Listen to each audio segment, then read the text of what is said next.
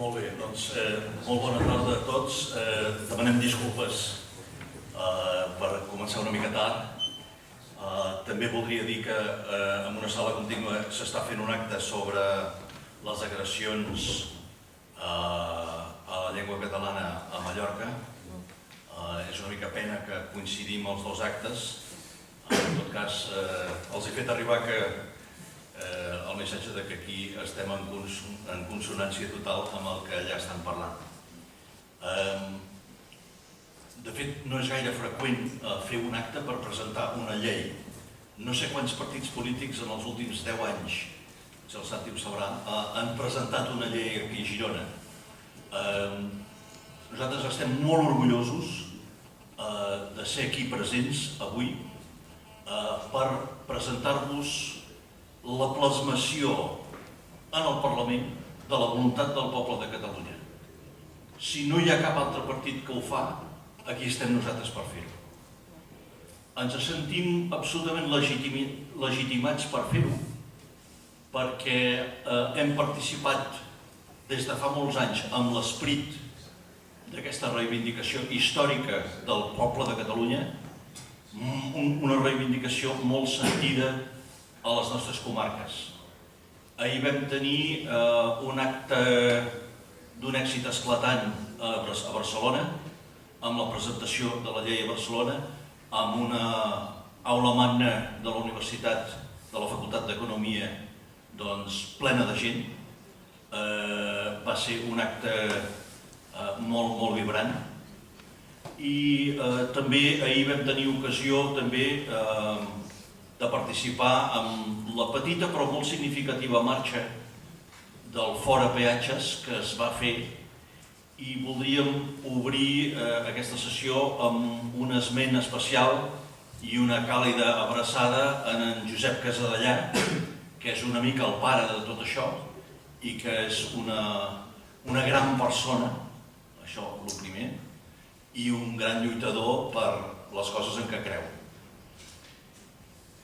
Va ser de resultes d'una reunió a la qual va assistir l'Oriol i que segurament us podrà donar més informació ell més endavant, que ell va prendre la determinació de fer la marxa d'un dia per l'altre i que va acabar, o ha acabat avui, davant de la seu d'Abertis a Barcelona. Aquesta conferència tindrà dues parts. Jo faré una part introductòria amb un PowerPoint, amb algunes dades que segurament molts de vosaltres coneixeu. Després, aquest PowerPoint és accessible a través de la pàgina de Prou Peatges i crec que la pàgina de Solidaritat també, per si la voleu baixar i utilitzar.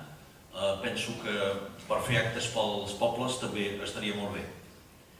Per tant, demanaria que baixessin el llum, perquè ara ja passaríem a veure imatge, i us començaria a parlar de la campanya tal com ha anat i algunes de les dades més significatives. Diré coses que penso que tots sabem, per tant intentaré no ser repetitiu ni ser avorrit, si és possible, però penso que per si no ho sap algú, quan parlem d'autopistes de peatge i quan parlem de la proporció que hi ha en relació a les autovies que són gratuïtes, a Catalunya tenim un 67% d'autopistes de peatge davant d'un 33% d'autovies no de peatge directe, mentre que a l'estat espanyol estem parlant del 20% d'autopistes i un 80% d'autovies gratuïtes. Aquí hi ha una molt mala imatge, demano disculpes que no es veu el nom dels pobles, la imatge no ha sortit bé, però en color vermell veieu les autopistes que són de cobrament, és a dir, de peatge, i en verd veieu les que són autovies gratuïtes. Per alguna feliç coincidència, gran part del vermell, veieu, és als Països Catalans. A la zona central de l'estat veieu que domina molt àmpliament el color verd. Plasmat en una altra imatge, aquí veiem aquesta proporció reflectida en imatges que fan ben evident que la quantitat de color blau que tenim a Catalunya és només del 30%, 33%, que és de franc, mentre que a l'estat espanyol és el 80%.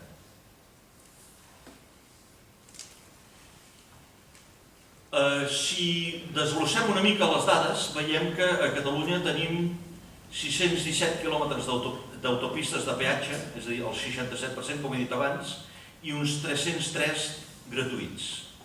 A la Comunitat de Madrid, per exemple, on hi ha un nucli de població semblant a la nostra capital i un model radial d'autopistes i autovies, sobretot, només hi ha un 3,4% de peatge i el 96,6% de gratuïts. A Andalusia hi ha 192 quilòmetres d'autopistes de peatge, que és el 12%, quasi un 13%, i 1.308 quilòmetres gratuïts, el 87%. A Extremadura, per exemple, no hi ha autopistes, tot són autovies gratuïtes. Aquí hi ha la mateixa informació plasmada en imatges que fan més comprensiu el color blau sent la gratuïtat que hi ha en les diferents comunitats.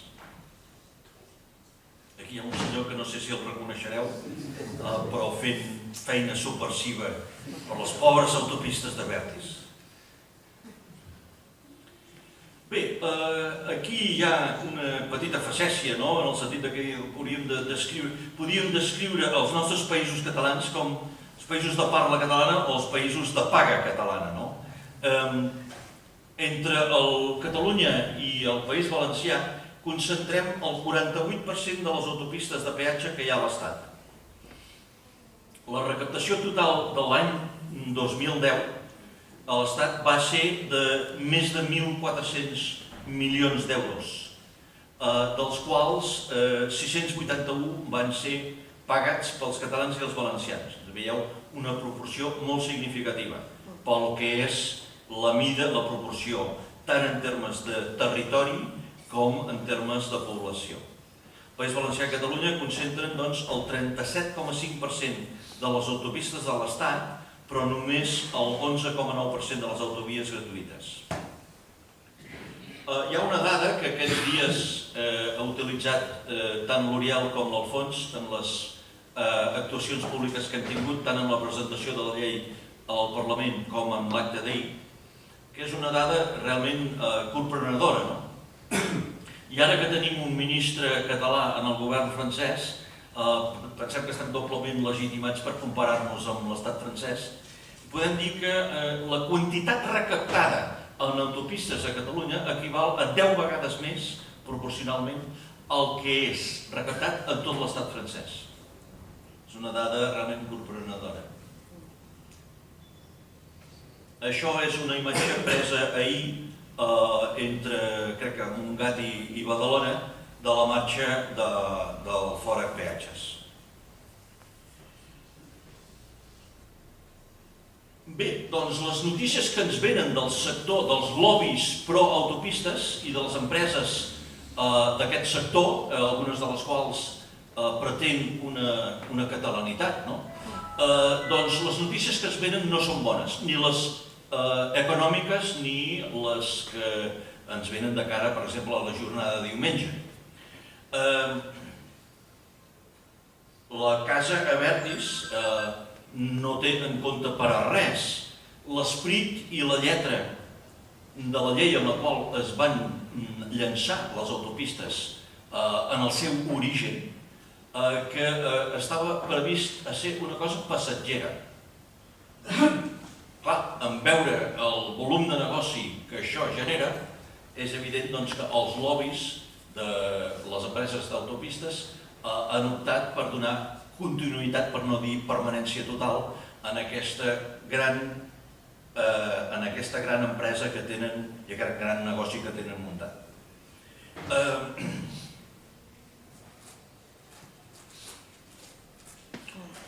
Ara voldria dir quatre coses sobre el negoci dels peatges a Catalunya, bàsicament de l'empresa Abertis.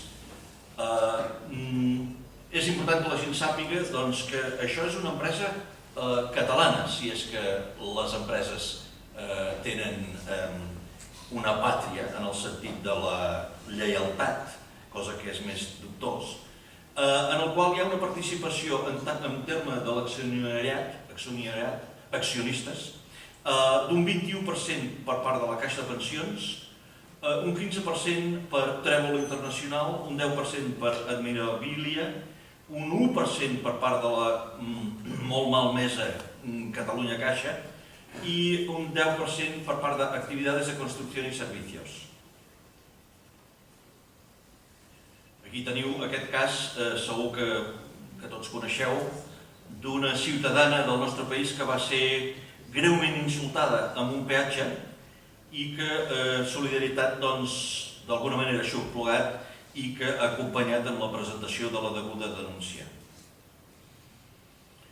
Bé, jo penso que és molt important parlar dels números de tot aquest negoci. I aquí tenim la data de la pròrroga d'aquestes diferents autopistes. Moltes estan prorrogades fins a l'any 2020-21, n'hi ha algunes fins i tot fins al 2039, 2036, és a dir, fins a edats que no sabem si encara estarem nosaltres en aquest planeta per veure-ho, però les concessions són allargades, diguem, a voluntat i a còpia de la voluntat de les empreses. La gran majoria essent de Sesa a Abertis, i l'important que s'hauria de dir és que en haver fet els nostres economistes càlculs sobre el grau d'amortització que gaudeixen aquestes autopistes, estem parlant d'una mitjana, per no avorrir-vos amb detalls, d'unes 30 vegades. És a dir, l'amortització d'aquestes obres equival a 30 vegades el cost de la inversió. Per tant, estem parlant d'un dels negocis més rendibles a nivell planetari. Per tant, és molt normal que els lobbies que controlen això no se'n vulguin desprendre.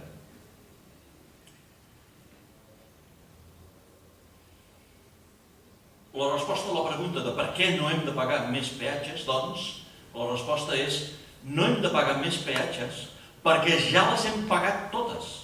Nosaltres som propietaris ja, com a usuaris d'aquestes autopistes durant dècades i dècades.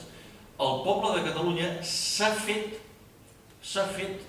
per pes d'utilització, per anys que ha utilitzat aquestes infraestructures, i així estava previst en el seu origen.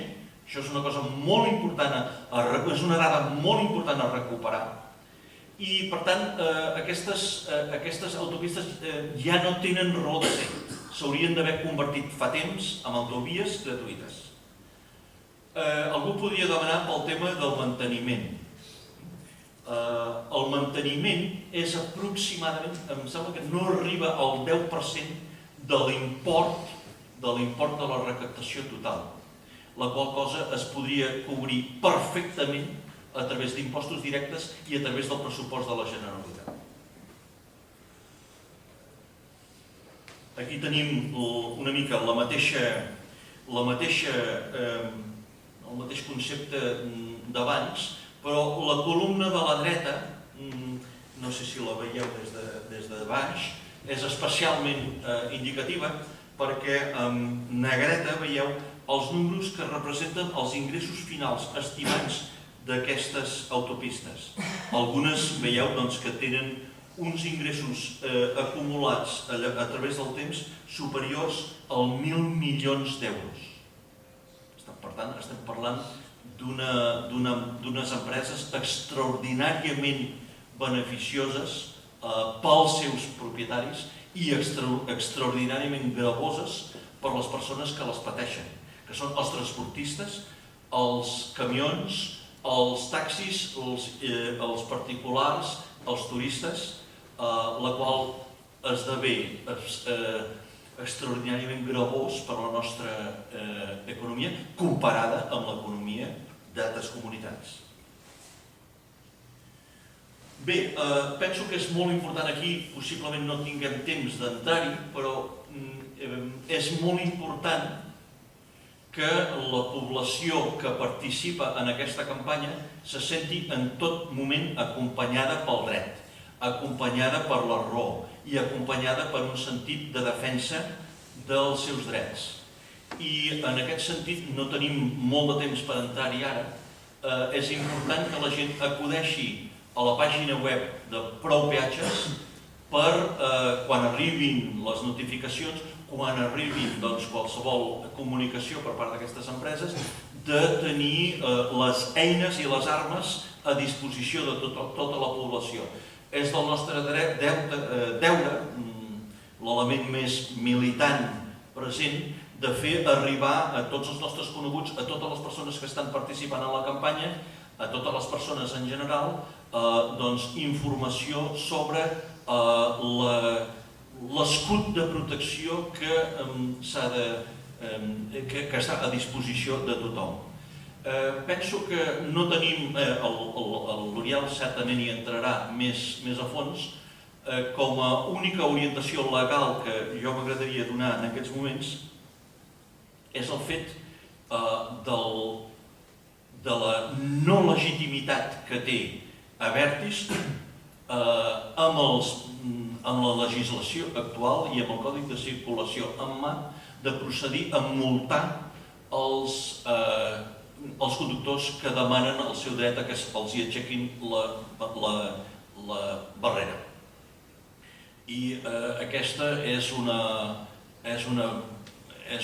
orientació jurídica que compta a hores d'ara amb el suport d'entitats tan importants del nostre país com poden ser el mateix Col·legi d'Advocats de Catalunya i la mateixa Associació Juristes per la Llengua, que ens van trucar ahir al vespre per comunicar-nos la seva participació de ple i segons els criteris de Prou Peatges i de solidaritat a l'hora de defensar els usuaris, cosa que hauran fet avui en un acte públic. Aquí hi ha un petit acudit també, l'aspecte de l'imaginari col·lectiu, el sentit de l'humor, penso que és tremendament necessari també que mantinguem tots, perquè no ens hem de deixar ni abassegar ni ens hem de deixar amargar per aquesta colla de... Em sembla que l'Alfons els va descriure ahir com de saltadors de camins. Estem farts del robatori dels peatges, no volem pagar, això és evident. Per tant, moltes gràcies per la vostra atenció. El que faríem és procedir a parlar-vos de la part legal. Tu també vols... Sí, però...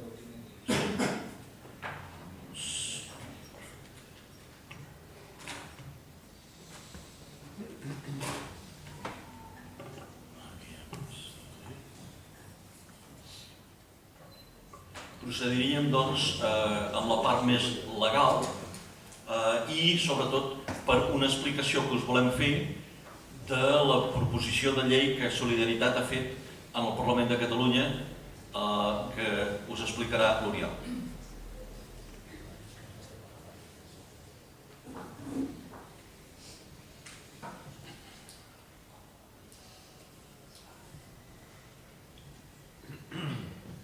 Bé, bona nit.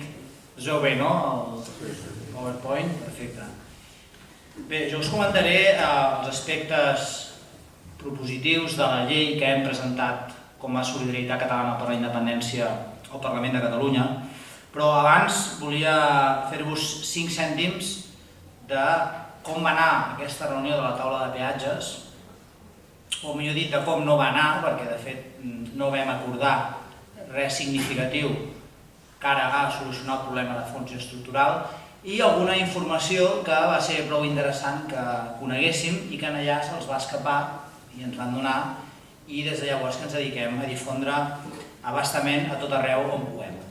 Bé, la qüestió fonamental de la política catalana és, ja ho sabeu, intentar sempre desviar les culpes. Desviar les culpes i la primera de canvi, la primera que es pot passar-li el mort a Madrid. I és evident que Madrid en té molts de morts a dins de l'armari i és culpable de moltes coses i nosaltres, si alguna cosa hem fet, és denunciar bastament que l'estat espanyol practica un espoli fiscal a Catalunya, que Espanya en roba i això ho hem dit a bastament.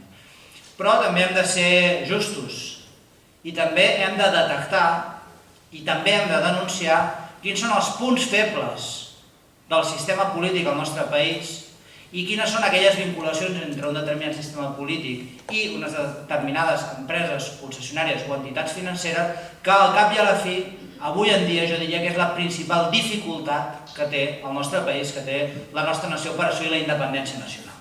És a dir, a dins de casa també tenim els obstacles que són els que dificulten l'accés a la nostra independència nacional, a més dels obstacles externs que durant molts anys ja hem denunciat.